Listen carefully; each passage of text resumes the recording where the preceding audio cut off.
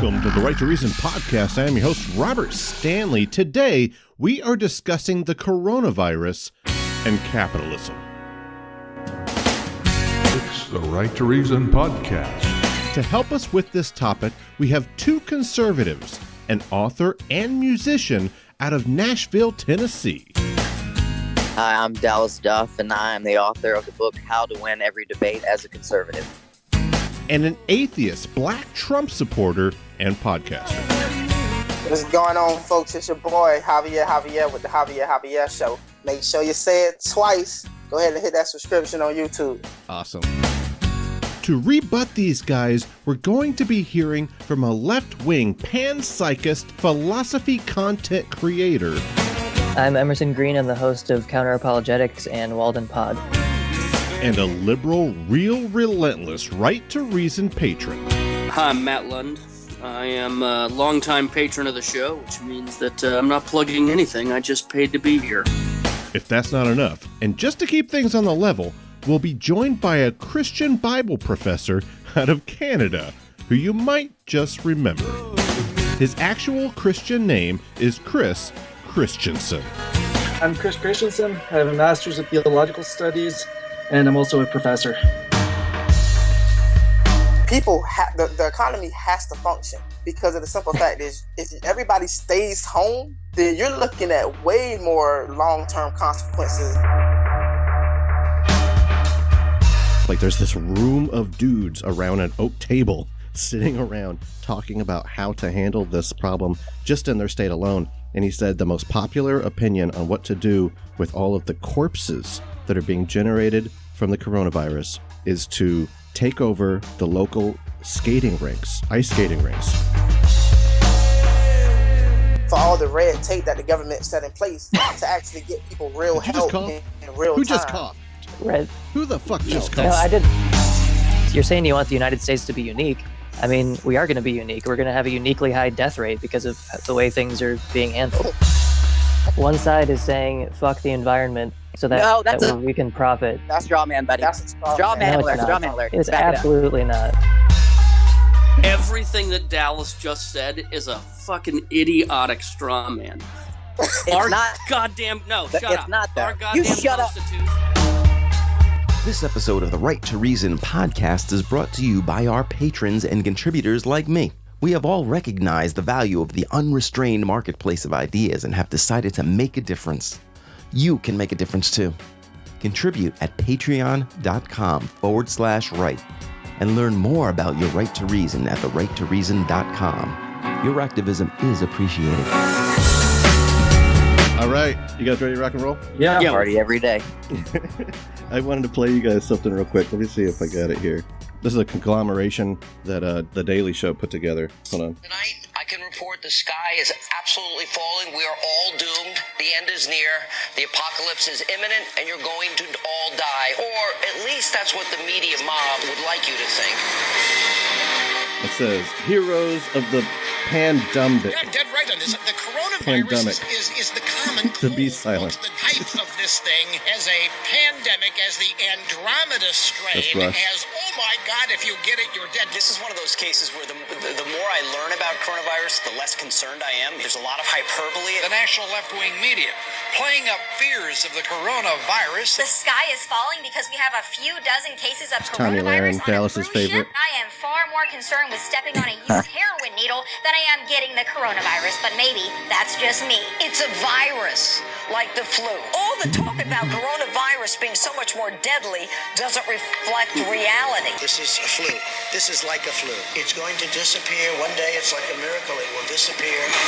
I felt it was a pandemic long before it was called a pandemic. I took it very seriously. By the way, the program's always taken the coronavirus seriously.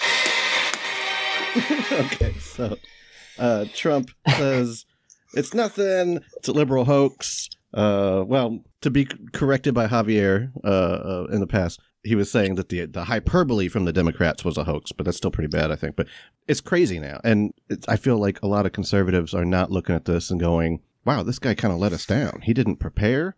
He didn't. All he cared about was just trying to look good. He didn't want the economy to be bad because then he doesn't get the vote, you know." And I think this is a good a good example of why we don't want crazy in the White House. It's pretty funny how he went from, in the space of 3 weeks to saying, this is basically a hoax. Right. And, Javier can say whatever he wants, but the conservative media got their marching orders from Trump. And they all started saying, it was a hoax, like on the far end of the spectrum. And then in 3 weeks, Trump is like, yeah, if less than 250,000 Americans die from this, then it'll be yet another slam dunk for me, right. Donald Trump.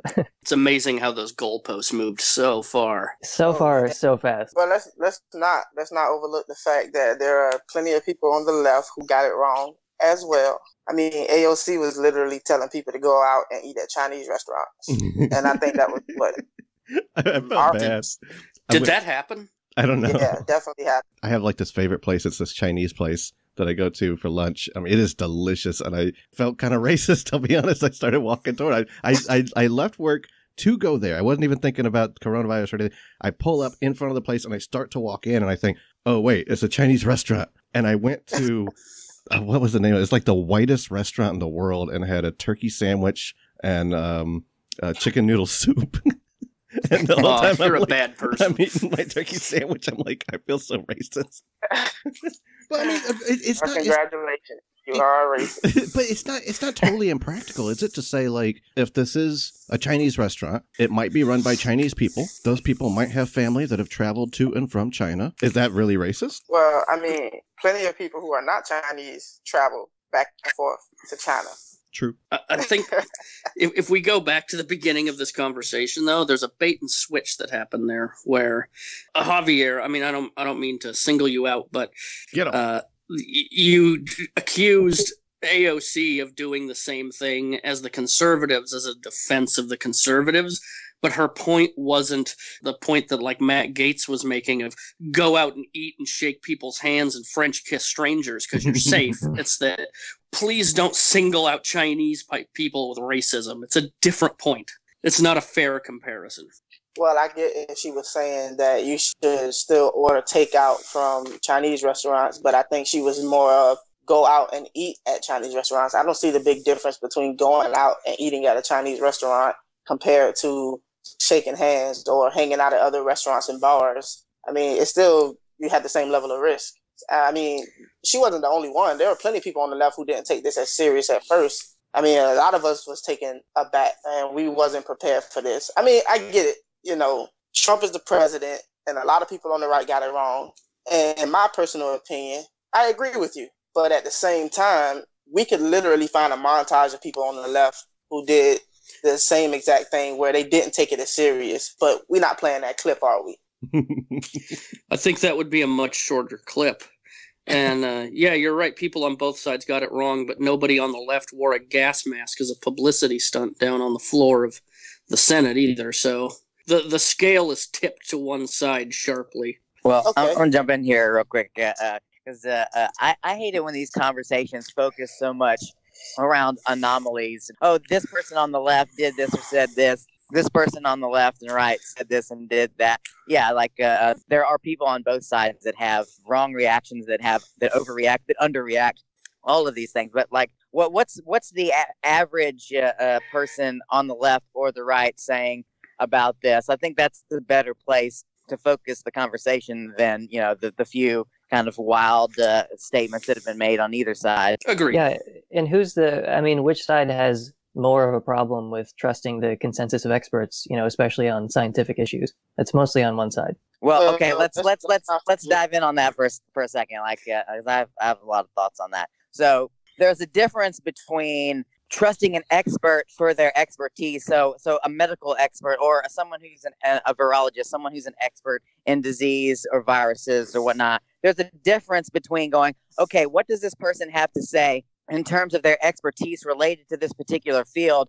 And then also, what is this person prescribing in terms of how we should run society? Because to me, I separate the, like, I don't think we should necessarily be taking advice. I'm not saying we shouldn't listen to virologists or people who are in the medical field related to, this virus thing. I'm not saying we shouldn't take their advice seriously. I'm saying they don't know shit about running society. They don't understand the adverse effects of the economy as it relates to the way we react. They're only focusing on one thing as far as I can tell. And I'm not saying it's bad that they focus on that one thing, but I am saying we need to let other people into the conversation. The conversation needs to be more than just what does this medical expert say? What does this virologist say? It needs to be, okay, if we're going to be creating public policy that we're shutting down society for a period of time, we need to be letting other people in on this conversation, people who are economists, people who understand the more adverse effects. And that way we can all have this conversation together and make a reasoned response and create a reasoned reaction in terms of public policy. That's the way I think this conversation needs to go related to this issue. What is the price of like one old person that dies from the coronavirus? How much would you leverage for that? I think you're asking the wrong question. I think posing the question in the sense of we're willing to trade lives for the sake of the economy is the wrong way to ask the question, because it's basically setting somebody up to say, well, I'm willing to let this person die if the economy will continue. No one's saying that. No one wants people to die. What we're saying is, here we have two different issues that happen to be linked at the moment. We can't ignore one issue for the sake of the other. We have to be in consideration of both issues at the same time, because if the economy does collapse, more people can die as a result of that also. And you have to take an account of their lives. And that's the way the question needs to be posed. I don't like the idea of having the economists have a say in this, personally. If the economists get a say, then we get less lockdown, which drags this out longer and actually has more of an effect on the economy. If we just lock down, deal with it all right now, and suffer the consequences of a short-term shutdown, that is going to be a lot less than when all of our grandparents die and we're ending lockdown a year from now instead of 3 months from now. Well, your statement, you built in the assumption that if everybody went back to work today, that therefore it would result in a certain amount of deaths. But we just don't know that at the moment. This is what I was saying earlier about denying the consensus of experts with regards to medical issues, because that is who denies the consensus of experts. Javier just did. I didn't deny. You said there's an assumption built into that. The assumption is what the medical experts are saying will happen if everyone gets back in contact with each other. Well, look, if you let me finish my statement, what I was saying is you're assuming that you know the rate of what people will die. Even the experts say that they're only operating off factors that they can put within the model. They don't know if there are a certain amount of people out there who have already had it and didn't even know it, people who are asymptomatic. So we don't know how many people will not even be affected by this virus. We're acting basically on assumptions at this moment. And to make the statement that if we all shut down right now, it's better off, you don't know that, because there are certain countries out there who are practicing different models right now, where they're keeping the most vulnerable separated and allowing the people who are least vulnerable to go out and work. We don't know if that may be a better option. No, you're right that there are different models being used, and all of the countries that have had the best results are the ones that completely lock down. So all those people you're talking about that are asymptomatic, that is a thing, and it's looking like it's a larger percentage of the infected than we thought it was. And those people, you're right, don't feel symptoms, but they're also spreading it as they move around. So if everyone isn't on lockdown, people with no symptoms at all are spreading the disease still. You have to lock it down and end it now and here. I kind of want to hear. So what do you mean by lock it down? Everybody stays home for 3 months.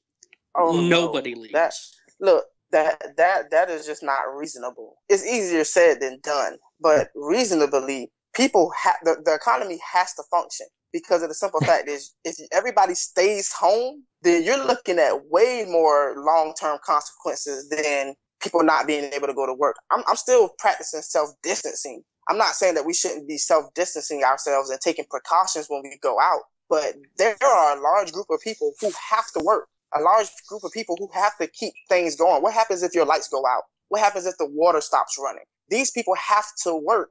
You can't just force everybody into their homes. It's just not doable. There is a select few that have to keep the infrastructure running, but that number is a minuscule amount of the workforce. So I have one of those jobs, And my wife has coronavirus, so I'm quarantined right now. But as soon as that quarantine is lifted, her and I, as essential workers, have to go back to work. But that's not a majority of the workforce. How's she doing? Yeah, I want to jump in. I want to comment on something Cuomo said earlier this week.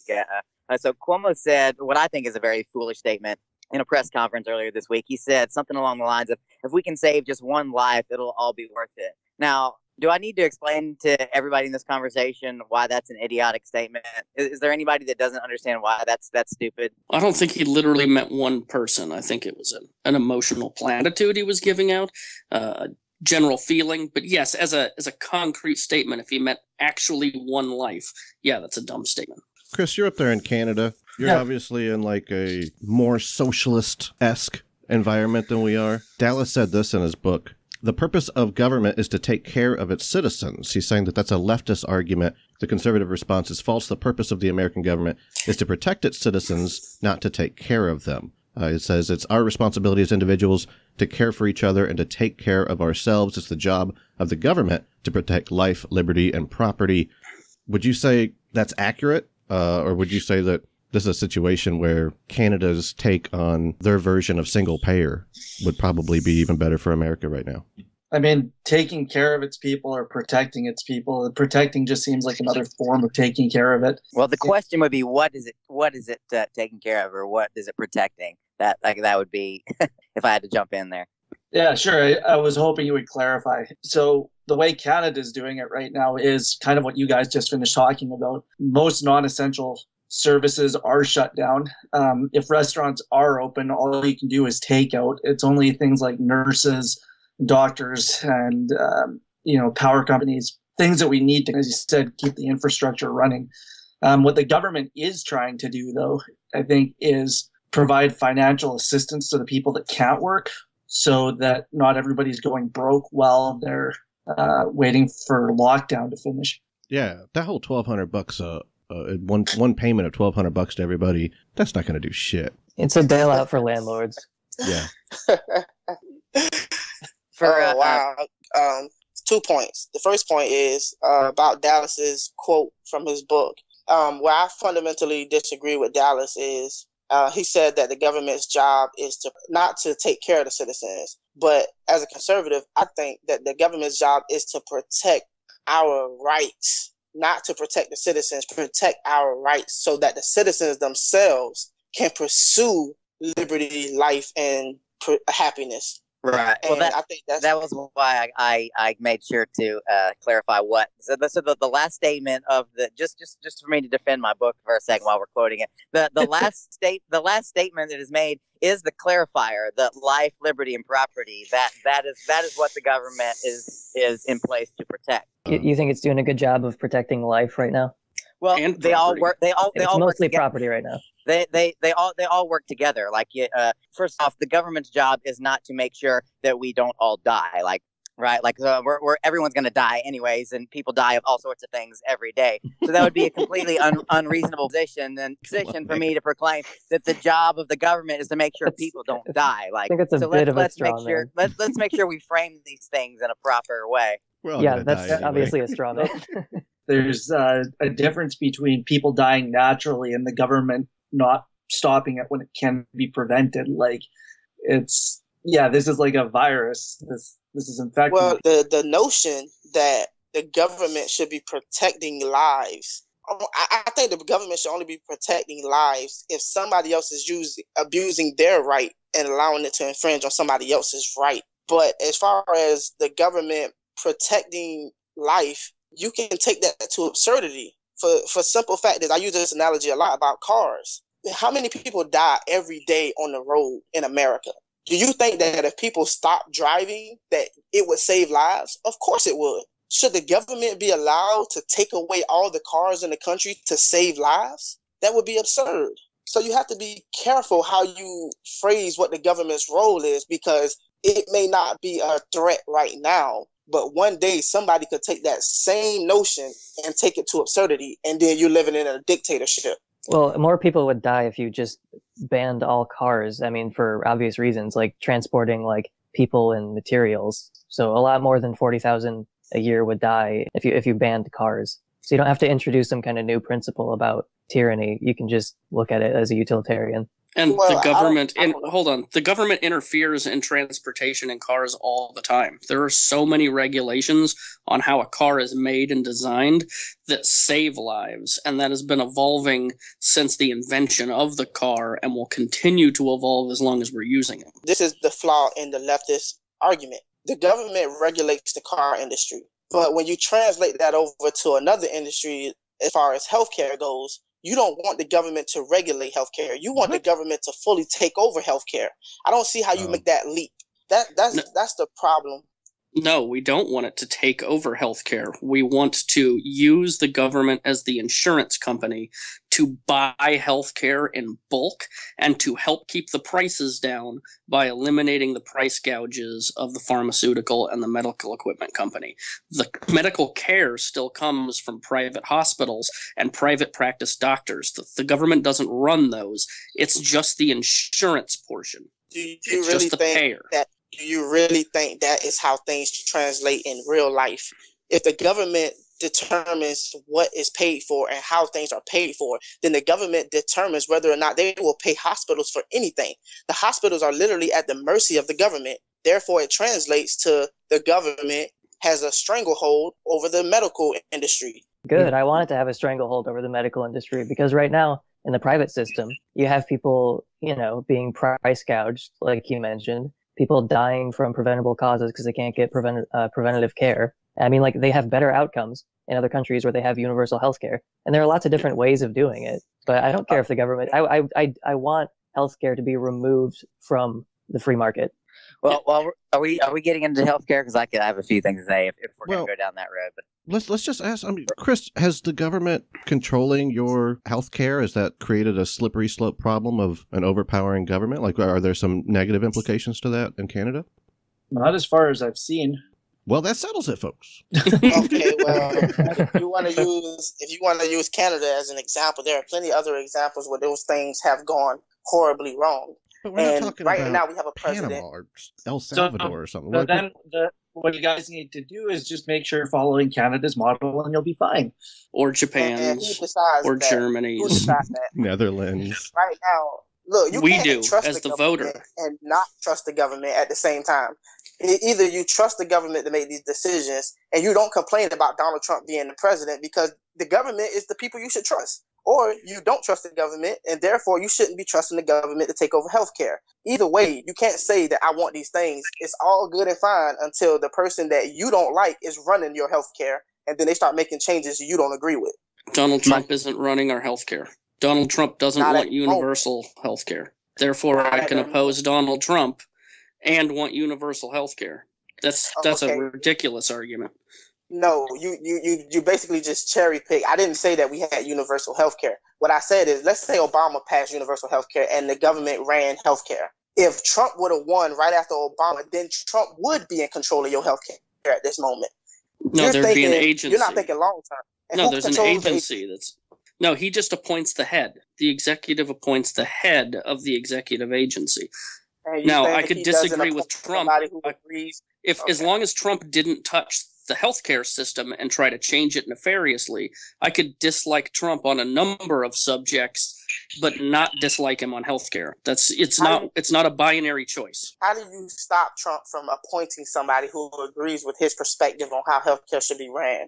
That's not nefarious. That's him using the power that you granted him. Right, but this actually happened, though. What he did with Betsy DeVos. Exactly, but that doesn't always happen. Like, it did with education, but it didn't with the environment, per se. You guys remember when he first got in office, he kept trying to appoint that guy that was a lobbyist against environmental regulations to be over whoever does our weather thing. It's like it's something like the oceanic something. It's got like a weird name to it that you would think would be weather. But the guy used to try to keep the government from informing its citizens about weather disasters so that private industry could profit. And Trump tried to appoint him 4 times and they kept rejecting it. So sometimes they do have the power to say no, I think. So as it relates to like the government regulating different things, I think both sides can kind of go off the rails a little bit in certain ways. Like I don't think there's enough nuance oftentimes on both sides to be fair. So, for example, as it relates to, let's say, the government implementing environmental regulations, the government can definitely go too far in implementing environmental regulations. They can implement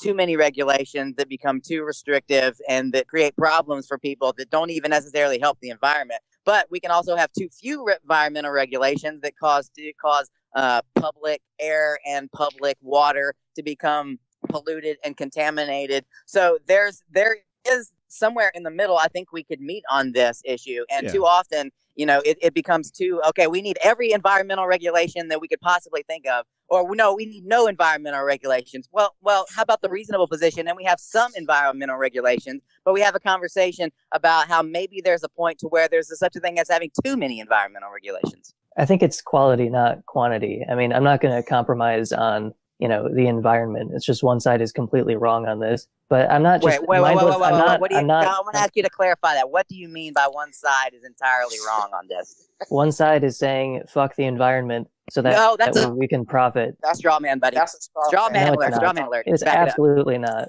Of course that is absolutely. I am very in tune with the right wing. I'm right wing. So you're saying fossil fuel? We're both going to tell you that you're creating a total straw man of what most people on the right think. Okay, my apologies. Most people on the right love the environment, but I'm not talking about the quantity of regulations. Yes, we care about the environment on the right. Yes, if you're talking about straw men, we're not just mindlessly advocating more and more and more regulations. Obviously, we know that there's like a quality over quantity. But you're absolutely not being honest if you're saying that the right is just deeply concerned about the environment. Like there's a problem with most people on the right are concerned about the environment. Yes, if you don't believe that, you must live in some kind of bubble where you don't converse with very many people on the right. I mean, you're talking with a couple people on the right now. Me and Javier. Javier, do you hate the environment? Do you want zero environmental regulations?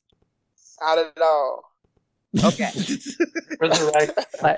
My entire family is right wing. I pretty much only know right wing people, and they say obviously they don't say I hate the environment, but they deny climate change. You're saying that they don't believe that. You're saying that they deny climate change. Well, let me from my perspective on what I've heard about the right's argument when it comes to climate change is the fact is we agree that there could be climate change. Where we disagree with the left is how do we best go about fixing the issue? We don't think that the government should just overregulate or crack down on all environmental issues. We believe that we should allow the free market to create innovative ways to fix the problem. Like right now, there's ways to pull carbon out of the atmosphere. Like there are ways and solutions that the left is not concerned with. All they care about is the government stepping in and regulating and overpowering the economy to get what it is that they want done. And that's not the best way to go because people got to eat now. People got jobs now. You can't just fundamentally change the whole way the structure works and think that there aren't going to be dire consequences right here, right now. Speaking of dire consequences, I got this buddy who was on the city council in some city in Wisconsin. I can't remember the name of it. But it's Wisconsin, so who cares? Shit state. But anyway, I don't know. Call them cheese heads, don't you? But just before this corona thing, not because of it, but just before it, he was appointed to some kind of, I don't know what it's called, but it's like a emergency response task force, like for the state itself. So he kind of got a promotion, He says that like they're talking right now, like there's this room of dudes around an oak table sitting around talking about how to handle this problem just in their state alone. And he said the most popular opinion on what to do with all of the corpses that are being generated from the coronavirus is to take over the local skating rinks, ice skating rinks, where your little girl goes and skates around and use the cold floor because they have like a cooling system underneath the concrete. Like they can melt the ice, but the concrete's what is actually really, really cold. And then use that to just fill the entire skating rinks with lines of corpses. And this is going to be he said this is going to be in like black trash bags because they're out of body bags. This is where we're at, guys. Like, this is fucking crazy. Yeah, it is crazy. And to say that we need to let the free market economy solve these problems is utterly ridiculous. The free market doesn't solve problems like this. Who do you think is solving the problems now? Who do you think is making the ventilator masks? Who do you think is making the medical supplies? Who do you think is making the ventilators? It's the free market that's doing these things. The government is very Well, it's the free market making it, but you got to think like Trump just told 3M to stop sending their masks to Chris up in Canada.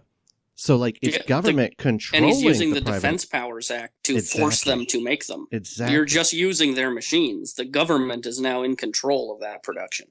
Because the free market wasn't doing it. Well, the free market, I mean, someone tried to create a cheaper ventilator and they succeeded, and then a company bought out that company to prevent them from making it because it would threaten their profits. So that's the free market. That is the free market right there. Let me explain something else. Here's the government.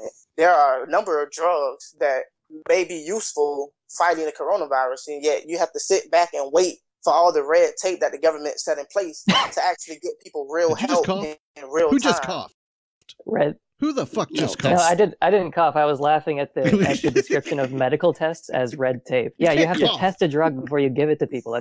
That's red tape that you want. Yeah, you can't give an unproven treatment for something that has negative side effects without knowing it actually treats that. You have to use the science. If you're going to die, nobody cares about the red tape. If I'm going to die anyway, I am willing to try anything. It's not red tape, man. You can't just throw negative maybes at people and hope it works. That's not the way medicine works. I understand. You have to let the medical infrastructure prove that something works and then actually treat. I am for that. A whole different problem for somebody. I am 100% for science. Listen, I listen to Sam Harris. I listen to Neil deGrasse Tyson. I am a fanatic when it comes to science. What I'm saying is there are people who are about to die. They are going to die regardless. And you're telling me that there's a drug that may possibly help them, that you're not willing to even give them a choice in their own future and in their own life? No, they have a choice. They have a choice. They can be a part of human trials, but you can't just give it to people like in the free market and just be like, here, this might work. Like if the people want to be a part of experiments, which a lot of people do, then that's fine. No one's saying that's not fine. You use them as the test subjects, but you have to have a control and a placebo and a double blind to make the whole thing work and actually find out if the stuff helps or not. You can't just throw it at everybody. And the concern is you said. It's like you're worried about people dying, but then you have an untested drug. You might just be doing the exact same thing that you're trying to like prevent if, based on bad consequences the drugs might have for somebody. So I don't think it's holding or being irresponsible. It's trying to prevent bigger tragedy in the midst of one. Like that couple in Arizona. I want you to make sure you clearly understand what I'm saying. What I'm saying is there are a group of people who we know for sure they're going to die. I'm not talking about people who could recover. I'm not talking about people who may possibly, come out on the other end okay. I'm talking about people we know have gotten to a critical condition where we know they're going to die. There's no time for a clinical trial. I'm not saying give it to any and everybody. What I'm saying is give it to those people who choose it and they are in critical condition and they know they're going to die that could possibly save them. I'm not saying we should just be throwing it around for any and everybody who chooses it. That's not what I'm saying. Sounds more like a sacrificial lamb. They're already going to die. So, what do they have to lose? Let's try it out on them. And those are the people that are getting it tried out on. But you have to do it in a methodical way or you don't get an answer to the question. Like I want to know if anyone else thinks that we're definitely overreacting to this coronavirus thing, because that's kind of my view in some sense. Like I think we're overreacting, and I think the government is overstepping its bounds. On both points, I would say no. So you notice the federal government hasn't put in a general freeze in place order. It's a state-by-state decision, and that's because the feds don't really actually have that power. They only have the power to regulate interstate commerce. So all those conspiracy theories you've heard over the years of FEMA taking over and declaring martial law, that's not something that can actually happen. As for the whether or not we are overreacting, no. If we're looking at what's happening in New York right now, the last number I got, because I've turned the news off for a couple of days, was like 28,000 deaths already. And that's going to happen everywhere if we don't do what we're doing. The reason that we don't have that in Portland, Oregon, where I live, is because we did a stay-at-home early before it took a hold here. But Seattle wasn't so lucky, and New York wasn't so lucky. Well, first off, have you been paying attention some of these things some other countries are doing? Like, for example, Sweden. It'll be interesting to watch what happens with Sweden because they are definitely implementing, I think, the fewest amount of restrictive regulations on their population. Like, I think schools are still going on. I think you can still congregate in certain places with more than a few people. Germany is another interesting case, too, in terms of figuring out what the likely death rate is of this virus. Because when we first heard about, the death rate, we were hearing, upwards of like 3 and 4%. And what Germany has been doing better than just about any country is they have been making great efforts to actually test their general population. So where we were getting these higher numbers, these 3, 4, 5% numbers is, we're only getting percentages of people who are actually coming into emergency rooms and that are actually, we know, are already having serious problems or that already have the virus in some sense. But what Germany has done is they've made more efforts to test the general population. And the number that they're getting is 0.5%, which is much closer to the annual flu. So if that Germany death rate holds up and over time we figure out that that is probably the more correct death rate as opposed to the 4 and 5%, then I would say we have definitely overreacted to this thing. That would be my... Well, that's in hindsight. That's in hindsight. You don't know if you're overreacting to something until it's all said and done. Right, but it's important to analyze these things in hindsight too, to be able to say, okay, well maybe we jumped the gun, and maybe if something like this happens again, maybe we should be careful not to jump the gun again in the future. I mean, that's at least gives us the ability to learn some lessons. There's also not a total correlation between what's going to happen here in Germany. Germany has had a successful, well-run universal healthcare system since before World War I. I believe it was 1909 it started. So they also have enough tests to test people. Contrary to what Trump says, we don't have any tests here. My wife was diagnosed with coronavirus over the phone because there is only enough tests to test people that come into the hospital in critical condition. There's only a couple hundred tests in the entire metro area here. So we just don't have the capacity because we have a profit-driven healthcare system. So there in Germany, everybody can get the care, but here only people that can afford it get the care. How many poor people are going to die here? What is that percentage difference going to be compared to Germany? Yeah, like an important thing to notice is that early testing is key for everyone who's kept their mortality rates low. Like in South Korea, for example, the mortality rate looks like it's about 0.6%, which, Dallas, you mentioned the flu, the annual flu. I think the mortality rate for that is 0.2%. So even if it's the low end of the spectrum, it's still 3 times as deadly as the annual flu. But, we did not do early testing. Like that's already gone, so our mortality rate is going to be worse than the places who had early testing. They tested a lot of people, and then they enacted pretty strict quarantines for the people who tested positive. You would think, if there's something we could all come together on left and right, would be something like a pandemic, right? And apparently not. Like, we vastly disagree on what to do.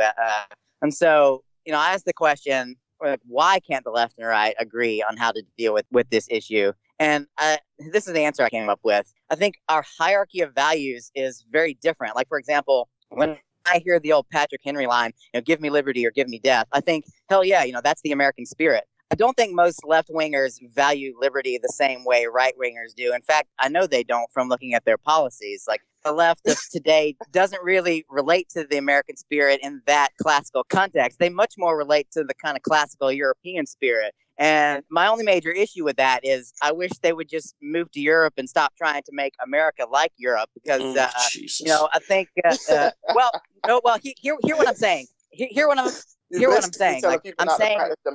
Here's what I'm saying. America at one point was kind of a unique thing from Europe. And then people like my comrades on the left side of the aisle, they don't want to allow America to be its own unique do thing. Without the ad hominems? Do what? Can we do without the ad hominems? Is the comrade thing necessary?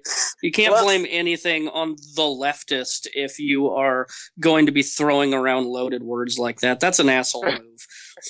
You can call me comrade if you want. There was definitely no assholery intended. That was literally just me looking for a word to use, and that's just what came out of my mouth.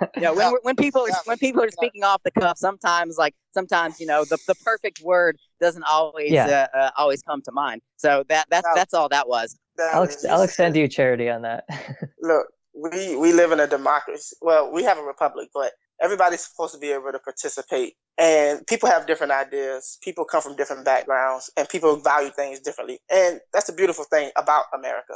We should be able to disagree. It shouldn't be, well, you move over here because you don't agree with me. I agree, but that's irrelevant to my point. My point was that America at one point kind of was its own unique kind of system of values that was more liberty-centric. There are people who want to make America less liberty-centric and more like where we came from. Maybe not exactly like where we came from. Again, I have no intent of strawmanning anybody, but they want to make it more like that. And I'm saying I would like America to be more like America in the kind of classical liberty sense.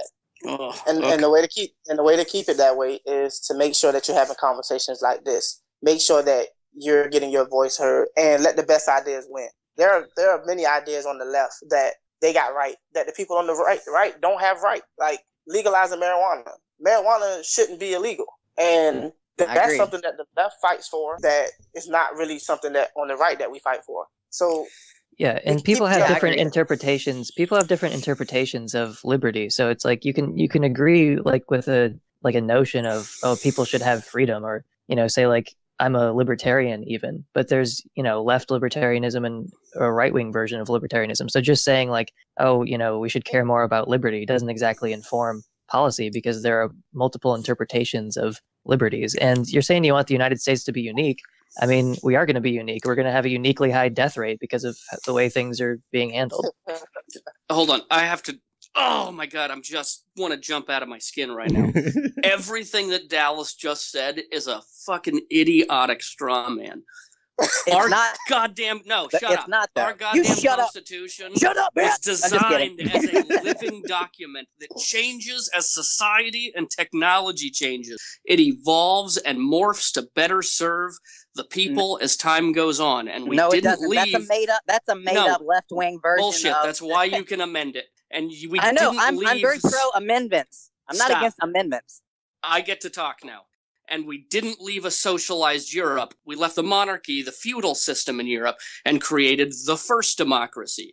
And then when the European countries saw that system worked much better, they made upgraded versions of that. The argument is not correct at all. Except and we I'm not should be using the with your successful version model. Of the argument. You did. You said we left socialized Europe and made something, this magical word called liberty. No, and that's I did not not say we goddamn left true. socialized Europe. You did, specifically. That's not true at all. I did not use that phrase. That's what you imply. Part of the problem in these conversations here, too, is that we can't even agree on basic definitions of words like liberty, And I understand that the left has, as a general rule, has a different concept of liberty than the right does. So maybe that's a separate conversation that's worth having in terms liberty of... has one definition. What is it? No, it doesn't. No, that's no. Liberty has a basic definition. Freedom from government is the idea of liberty. That's the dictionary definition of it. Yeah, well, in that sense, I basically agree with you. Yeah. So my whole position is it's not even controversial to say that there are multiple interpretations of freedom for who and freedom from what and that sort of thing, like negative and positive liberties. Like you can say, oh, I value individual freedom. That doesn't automatically inform policy. I agree. Can I ask everybody a question? Do you trust the government? That's a question I think everybody...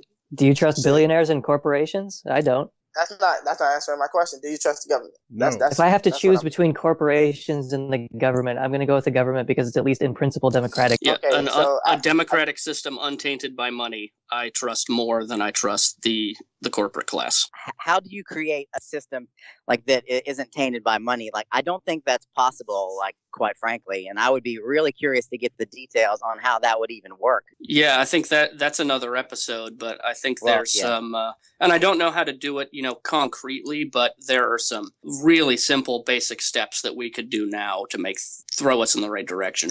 Yeah, you could have a Well- more democratic system, first of all, and you could try to break down concentrated capital. We could I do don't like think what it's Teddy gonna Roosevelt did and break up the robber barons, or like what we did to AT&T in the early '80s and breaking up AT&T. We could start doing that now with a lot of companies. Amazon. People, I'm trying to like understand this. If you are for science, why don't you take an account of human nature? There's not one system that has ever existed on this planet that money has not had a major influence on. Even those socialist countries, the people at the top usually have the most money. You can't override human nature. You have to take that into account with your equations when you start pushing for certain policies. No, but you can try to minimize the effects of it. You'll never completely remove it, but keeping the effect of the ultra-wealthy's effect on society, you can sort of hold that down to a simmer rather than a roaring boil. And how do you plan, like he asked, how do you plan on achieving something like that? They literally need money in order to run campaigns to get elected for offices. They literally have all these billionaires on their backs. How do you overcome that system? I have no clue, unless you're talking about a revolution. And I don't really think Americans have the energy to really start a real revolution. Well, there's a couple of ways, just real simply. You reverse Citizens United. You make sure that money is not speech, and you publicly fund elections. You do know what the Citizens United case was specifically related around, right? Specifically, it was about Citizens United, which was like a documentary or something, wasn't it? Yeah, like it was basically a case where, and I'm not going to, please don't pitchfork me on all the little details, but it was trying to release some kind of like anti-Hillary Clinton documentary. And there was the issue was specifically related to around what could or they couldn't do in terms of putting this documentary out there. And again, that's a very basic synopsis of it. But as far as I understand that specific case, I don't see how anyone, I'm gonna use the liberty word again. Any liberty-minded person could come to the conclusion that yes, what we should be doing is we should be making sure that people like these people who are making this Hillary Clinton documentary to make sure that there are protections in place to make sure that they can't get it out there on a mass scale. Again, I'm simplifying it, but right.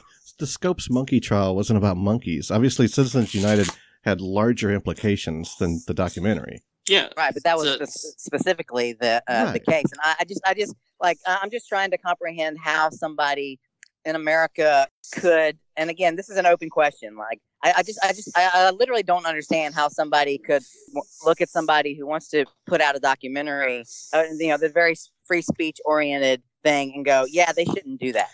I honestly don't understand that. That's not what... Well, it was the implication of the ruling. What the argument is that rich people could use dollars as their speech. The ruling made it so that you can basically everybody can do that, which made the power of the voice disproportionate between rich and poor. It's not, though, because the companies that have the money is the same money that we as consumers give them. If you don't like what companies are doing with their money, stop supporting those companies and go to other companies that support your policies. These companies only get the power that they have is because we give it to them as consumers. No, that doesn't work. Well, yeah, that doesn't work. So I haven't spent $1 at Walmart in 20 years, but it didn't tank their stock price. But a lot of people spend lots of dollars at Walmart. I choose to spend dollars at Walmart. But hold on. So do you think the Walton family should control the government? I mean, just because, okay, you can go to Walmart and it's convenient, does that mean that therefore the Walton family should have more of a say in what our government does than you do? Well, how could a liberty-minded individual, as you keep saying, how could a liberty-minded person want, someone to have, don't you want one man, one vote? Because that's not the system we have right now. Well, the Waltons only have one vote in terms of their individual influence over the actual voting, right? Come on, man. Well, that is true. Now, I understand your point about, if you have more money, you have more influence. Yes, more people with more money are going to have, in some sense, more influence. Like, literally, here's where we might be able to come to some sort of middle ground. If you can practically tell me how we can do that, how we can create a system that doesn't necessarily stomp on people's individual liberties and be able to make it a more equal system in terms of people having a voice. I'm not sure how you square those two things, but if you have, some thoughts on it, I'm perfectly I like to listen with an open mind. Bring back the fairness doctrine. Glass-Steagall. Yeah, Glass-Steagall, high marginal tax rates, having some kind of, like there has to be some kind of ratio between executive pay and the pay of the average worker. Like there are all kinds of ways. I mean, like how could a liberty-minded person want to live in an oligarchy any more than they would want to live in a monarchy? You seem to be saying that the only way a liberty-minded person could, navigate the political realm is to basically submit to an oligarchic power structure. Well, there's where we disagree. We fundamentally disagree that what we're dealing with is actually an oligarchic structure. Well, the Waltons have more of a say in what the government does than you do.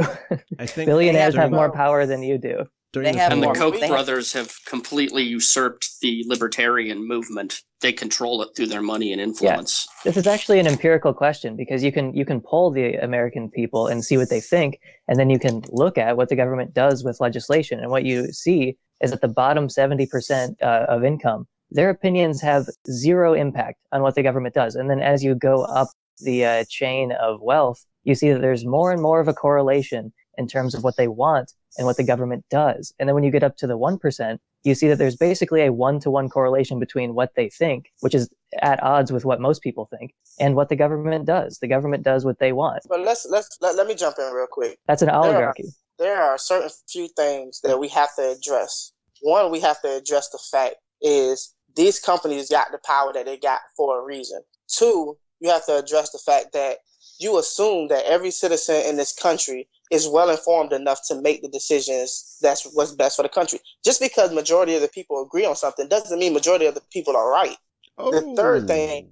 But that's not what he's saying. What he's saying is their opinion versus outcome. Wait. Regardless of what that opinion is. Hold on. Javier, did you just say that democracy might not be the best system to make decisions in a country? Oh, no, I'm telling you, it is the best system, but it's the best system we have. That's what I'll say. But it sounded like you didn't like. Well, of course, it's the best system we have. I'll agree with you there. Many flaws in it, but it sounded like you said maybe a majority isn't the way to go.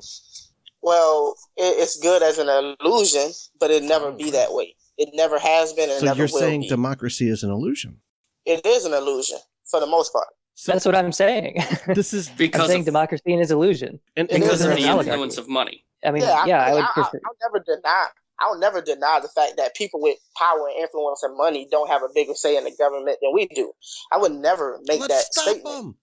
Let's stop it. Like, this is blowing my mind. Emerson's pointed out that the conservatives on the side seem to be arguing against liberty, and now we're hearing the conservatives arguing against democracy, and nobody's hearing anything from Chris because he got the fucking coronavirus and died. No, I'm not arguing against democracy. Nobody even heard that. I'm not arguing against democracy, and I am arguing for liberty. Look, I'm not saying that the illusion of democracy isn't useful. I think it's useful for most citizens to feel like they matter and that they belong. And as soon as you wake up from that illusion, the government has big problems. Now, for the second part, I am arguing for liberty. Just a question for you. So what you're saying is democracy is kind of just like a useful fiction that we use to keep order? Is that kind of what you're getting at? Of course. Well, you're on your way to becoming a leftist then. People on the left, they think more with their heart when it comes to policies. They have good intentions. I'll never deny that. I don't think that people on the left have bad intentions. I don't think people on the right have bad intentions. But I think that people on the right try to consider not what makes me feel good, but what's most effective. Now, I'm not speaking for all people on the right. I'm only speaking for myself and a few people, for the conservatives that I know. You have to take into account fundamental facts of reality. And the facts are this. In any hierarchy system, there are going to be people who have more power and influence than the majority. That's the way humans evolved, and that's the way we operate. So taking that into account, of course, democracy is an illusion because you don't want majority of the citizens who are not well informed on these situations and these policies to be making those decisions. But you want them to feel like they matter. And that's just the facts of it. I mean, I'm an atheist, but I'm also conservative. So I'm not under any illusion that reality ain't what it really is. I try to stick with evidence and facts. And facts are telling me that I don't think that majority of the citizens in America should be making policies for the country. This sounds like thinly veiled fascism. I wouldn't say that. It's just anti-democracy. I mean, you're making an explicitly anti-democratic argument. Dallas, would you agree with your compatriot there? Not entirely. I mean, partially. We're not really a democracy in we're more of a representative republic, which we can argue about probably at Constitutional another republic, but point in time. but constitutional republic is a form of democracy. That's the oldest trope ever. Sorry to cut you off. That was rude, but I'm just saying, like, a constitutional republic is a form of democracy. It sounded like it sounded like everyone who was arguing on the basis of democracy was saying that. Yeah, was saying it in like the true, pure sense. Like, you know, I heard a couple comments about, you know, everyone's vote should count, you know, as one vote equally. And that sounded like, you know, purely democratic argument. I don't want to, like, you know, misrepresent anybody. So that's why I thought it might be necessary to make that comment. But yeah, like, I think and again, I'll try not to straw man, but I'm just giving you my perception of kind of left and right. Like here, like I do think there's a certain naivete that exists on the left that doesn't exist on the right, in the sense that, like, I think Javier is right in the sense that there is no perfect system. There is no perfectly equitable system. And I think both me and Javier are open to the idea of having some sense of equitable system and definitely a very liberty-based system, and a system where people have a vote. But then again, this is just my perception of the left, and I feel like they think they can create this quasi like perfect system. And I know I'm going to get accused of creating a straw man, but that's just my perception. I just feel like they want to create something that I'm not sure you can completely create. I kind of get the feeling that you guys would have been on the side of the monarchy during the time of the American Revolution. Yeah, that's what I'm getting as well. Not at all. Why would you think that? Because of your words. I mean, like, you're explicitly making anti-democratic arguments. I mean, you weren't strawmanning me there. I mean, yeah, I'm in favor of democracy in the more pure sense. Like, and when we moved, we don't have like a pure democracy in that sense now. Obviously, that's my point. And I'm saying that's bad. But I'm saying we moved from monarchy to a more democratic system than monarchy, and that was good. We moved from monarchy to oligarchy. And oligarchy is better than monarchy, but it's still not good. And I'm saying I want to move away from that system. And you guys haven't really challenged live in an oligarchy. I presented those empirical facts earlier about the opinions of the American population and what the government actually does. And, you know, we do live in an oligarchy. So is that a good or a bad thing? I don't refute that. I actually agree with you that we do live in an oligarchy. What I guess my words probably got a little mixed up. What I'm saying is that I don't see a way around it. Now, you said that I probably would argue for the monarchy, but I wouldn't argue for the monarchy.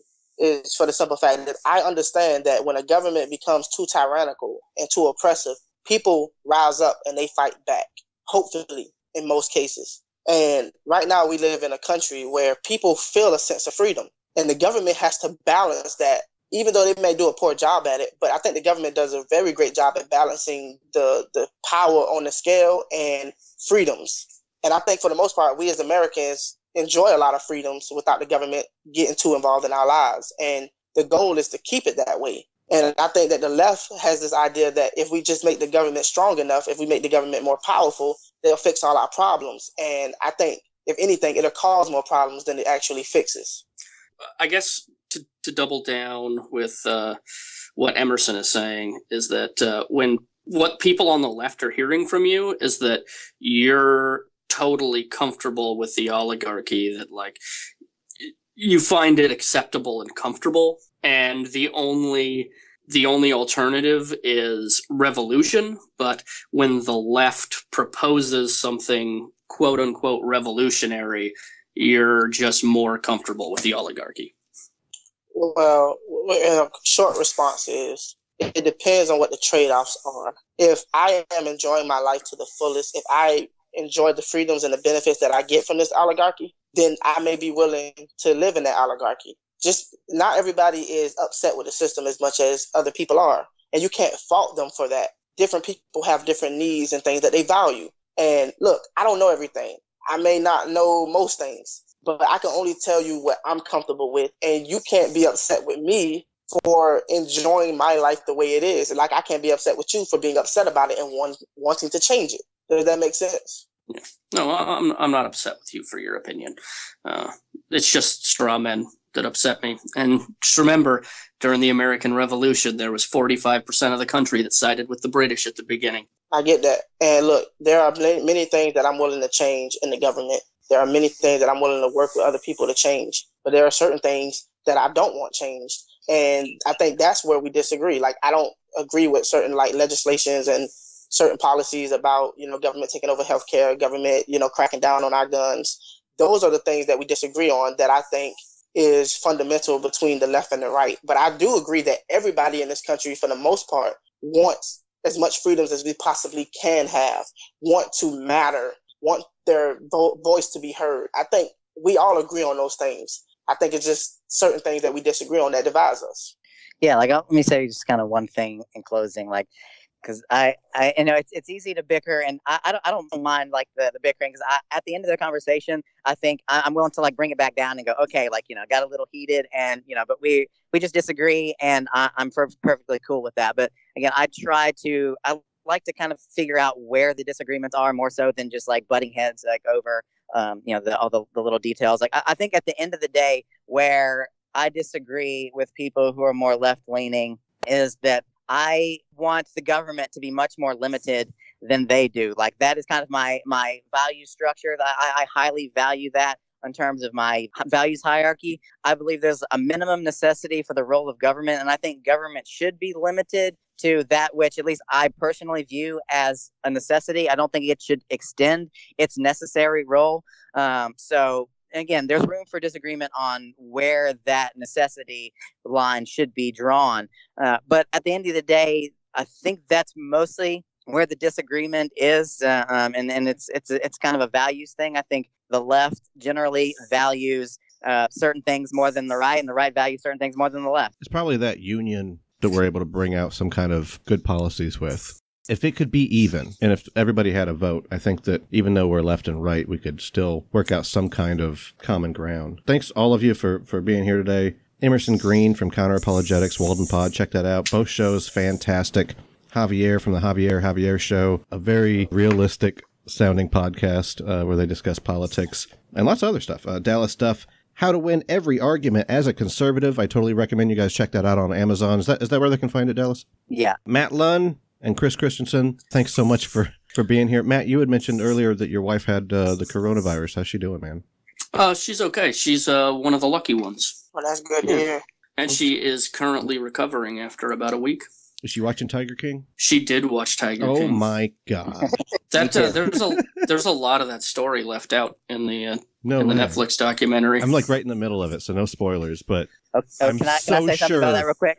So my buddy here that I played golf with yesterday, he's a music producer here in town, and he was asking me if I'd watched the Tiger King show yesterday. I was like, yeah. He's like, those songs that guy sings, all of those country songs? I'm like, yeah. He's like, the guy that wrote those songs is one of my clients. What? So he didn't actually write That's exactly what I was going to add. That's not him on those songs. He just made music videos and paid for them. Is that his voice, at least? No, he's not on them at all. Oh, wow. It's not even his voice. Show Exotic sucks. That's funny. Hey, thanks, everybody. I appreciate your time. Hey, you're welcome, man. And if this turns into a zombie apocalypse, I'm going to kill and eat a rich person for reals. So you do it twice. Did you just throw in your tagline after his joke? Yeah.